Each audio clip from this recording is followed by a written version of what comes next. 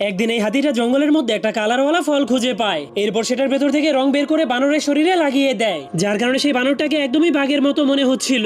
এজন্য হাতিটা বানরটাকে দেখে হাসতে শুরু করে দেয়। কিন্তু তখনই হাতিটা তার সামনে একটা মৌমাছিকে দেখতে পায়। এজন্য হাতিটা বুদ্ধি খাটিয়ে বানরটাকে মৌমাছির মতো বানাতে শুরু করে দেয়। এমনকি সে বানরের শরীরে ফুল এবং পাতাও লাগিয়ে দেয়, যার কারণে বানরটাকে একদমই মৌমাছিদের মতোই মনে হচ্ছিল।